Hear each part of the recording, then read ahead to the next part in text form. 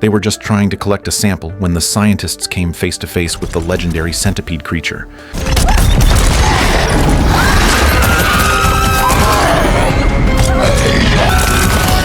The massive centipede opened its gaping jaws and swallowed one of the scientists whole.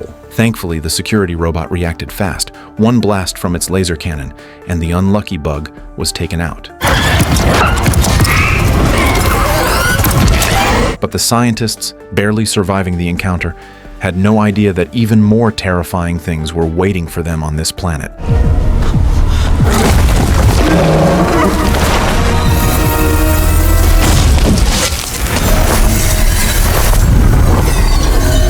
This is the latest 2025 sci-fi disaster web series, Murderbot, adapted from the Nebula award-winning best-selling novel of the same name. Humans set out to explore deep space, only to stumble into the territory of a deadly insect race and uncover a world-shattering secret. The story begins with one such expedition. In the near future, 2025, human technology breaks through the limits of interstellar colonization. To acquire more resources, humanity sets its sights on resource-rich planets, digging mines and extracting at will. But what they didn't expect was that inside those seemingly barren planets were terrifying giant insect creatures. To protect the workers, a mining corporation developed a new type of defense robot. These robots were not only equipped with cutting-edge laser weapons, but also designed to think like humans. With these defense bots on duty, the workers' safety was finally guaranteed. Our main character, Murderbot, is one such defense unit deployed by the company on the planet Kronos. Every day, he patrols the mines, guarding against alien insect attacks. But Kronos is a harsh and lifeless world. There are no bugs, no life at all. This makes Murderbot basically useless in the eyes of the workers, and some of them even mock him by burning his arm with welding torches. What they didn't know was that Murderbot isn't like other robots. His core chip malfunctioned during production, giving him self-awareness. Trying to break free from corporate control, Murderbot constantly attempts to hack into the company's firewalls. Over the months of duty, he's already broken through 3 layers of protection, and the servers still haven't detected anything. Once he cracks the final admin authority, Murderbot will be free. In his spare time, Murderbot has even become obsessed with soap operas. His database stores thousands of dramas and he loves every single one.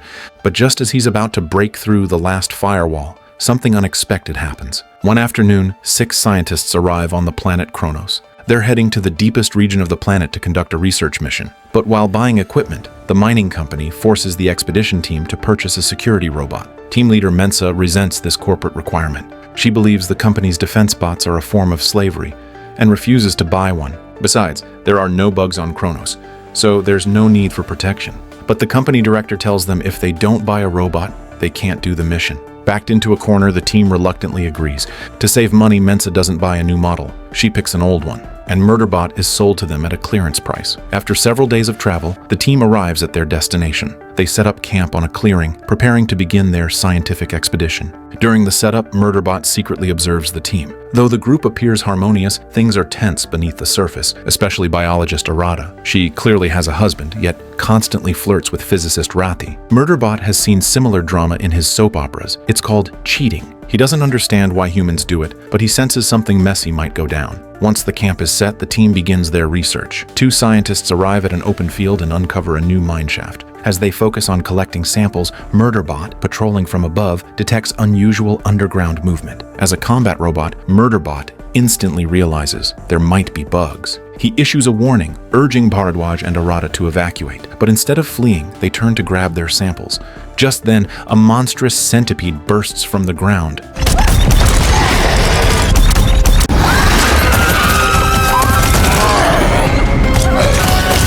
Arata is frozen in terror. As she panics, Murderbot races down the mountain, activates his laser weapon, and unleashes a barrage of firepower. The enraged centipede hurls Bharadwaj aside and locks eyes on Murderbot. It opens its bloody mouth and swallows Murderbot whole. But just as the bug thinks it's won, its stomach suddenly explodes.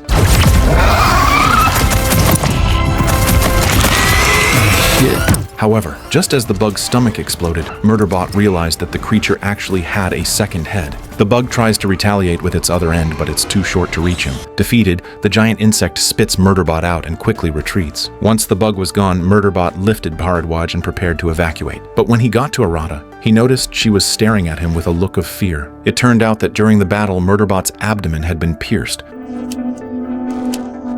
Luckily, Murderbot was a biorobot, and a wound like that wouldn't affect his function. To calm Arata down, Murderbot removed his faceplate. With his help, Bharadwaj was brought back to the camp, and after some quick treatment, she woke up. Murderbot was also taken to the repair chamber to fix his damaged body.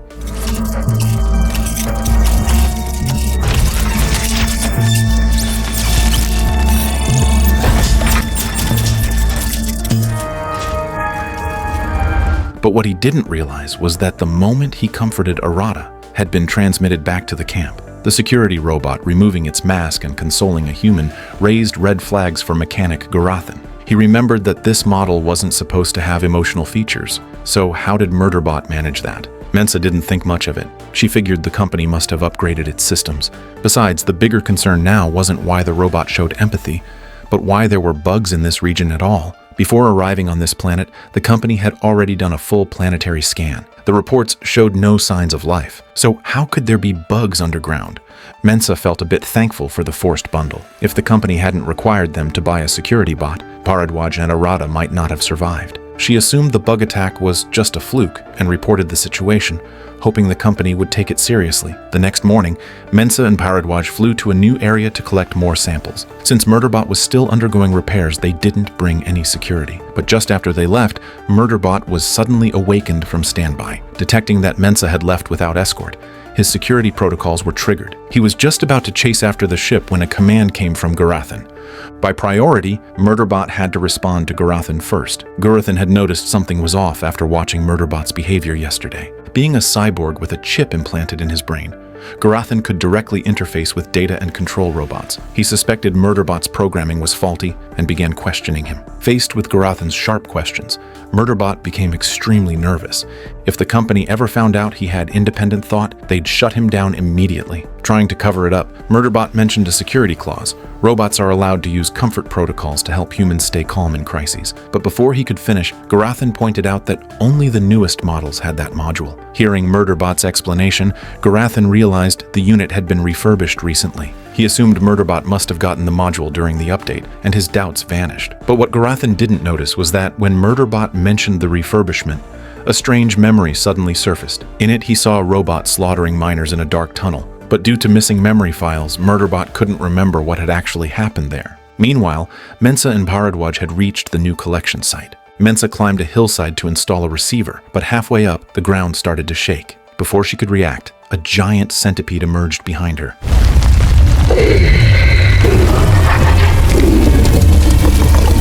Seeing the massive insect, Mensa was paralyzed with fear. She tried to flee, but her legs wouldn't move. Just when she thought she was going to die, something strange happened. The centipede didn't attack. It got sucked upwards by some unseen force. Shaken, Mensa climbed to the top of the hill, only to witness an even stranger sight.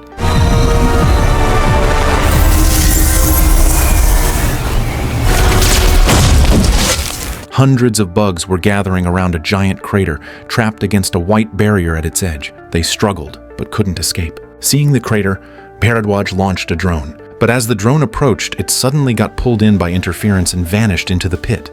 This strange crater stunned the entire team. Mensa speculated it might be some kind of alien construct. If they could figure out how it worked, the technology could trigger a massive leap for humanity. But Garathan wasn't convinced. The mining company had scanned the planet before. If there was a structure this big, the satellites would have found it. Others agreed. It didn't add up. That's when Mensa remembered something. Before they were assigned this mission, there had been another science team sent to the planet. She suspected their mission might have been connected to this device.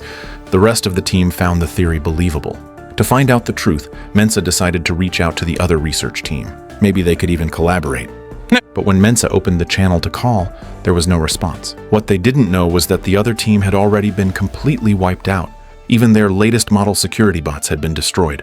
So what exactly is this mysterious device on the planet? And why was the other expedition annihilated? That's the end of episodes 1 and 2 of the 2025 sci-fi series Murderbot. If you're enjoying the story, don't forget to save the video. As soon as I post the next part, the system will send it straight to you. That's it for today. See you next time.